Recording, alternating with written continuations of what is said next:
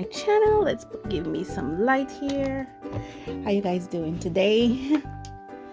Today we will be doing prompt number 3 to my September challenge. As you know, in September my art prompts are historical events in my country, because September is such a historical month in the country of Belize and such a significant month that I choose to use significant events in the month of September as art prompts.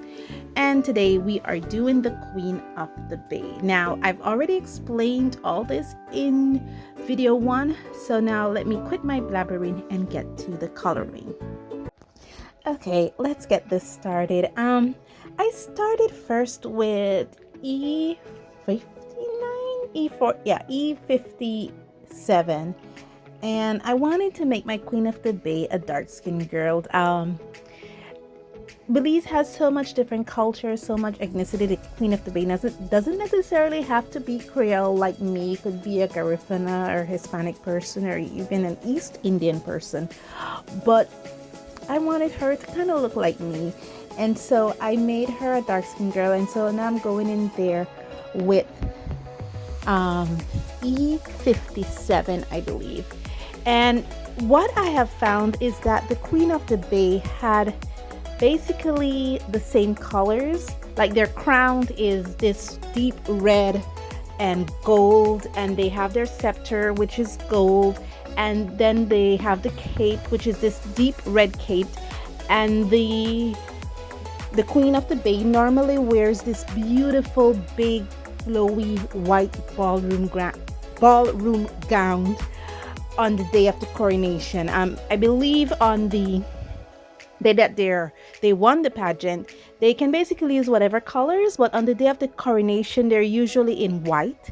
And interestingly, when I was doing the research for the British soldiers, their uniforms were basically the same colors of that deep red that the Queen of the Bay uses. I was like, it kind of hit me. I mean, is it to signal the Britishness in the pageant, I guess? The deep red of the crown and the cape, it just was kind of weird to me. And because the dress is white, I'm using the N2, which is neutral gray number 2, to kind of depict it. I first went in there with neutral gray 0, but it was basically too light, so I went over it with neutral gray 2, and it kind of gave me the color I wanted. I am kind of sad but my neutral number 1 is empty, and it'll take me a year before I fill it up, so I might have to buy extra nibs and refills to fix those colors that are not good at this time. I'm using warm gray number 5 and warm gray number 7 for her hair, because yes, I want her hair to be dark, but not dark to the point of black on black, because there is an inner aspect to her hair. So I use the warm gray, and when it comes for pencil time, I think I have a 70% warm gray that I'm going to use over that, so that, you know, to bring out the darkness of her hair and to use the inner aspect of her hair to be black. Of course, I'm outlining it with the neutral gray number 2 just to add some outline. I kind of fell in love with doing that, especially when I don't have borders on my piece. I just outline it. It made it look amazing. And for this, I think I went a bit too dark, because I was using pomegranate, and then I noticed that the pomegranate was really, really light, and I didn't want such a light color. So I went in there with indigo and then pomegranate over it. And then I used, I think it was raspberry or carmine over that to kind of lighten it up a bit. It was all over the place, guys.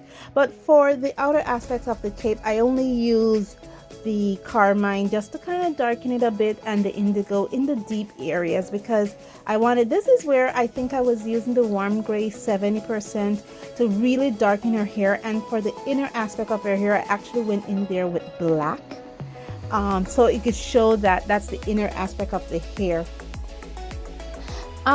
This has been a very wonderful and interesting experience for me, because it really allowed me to marriage 2 different mediums together.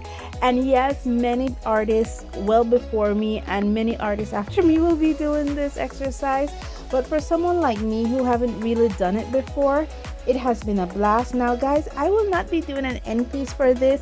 I will just end this piece in this part of the video, because what am I gonna say? I basically said everything I needed to say in the beginning. I just want you guys to enjoy the coloring process of this. I used the brush to brush it over, and now I'm just adding the final touches, the eyes, a little white gel to bring out the eyes, and a little gray. This is how it's looking. Thank you guys so much for joining me on this journey, and as always, stay safe, stay blessed. Bye.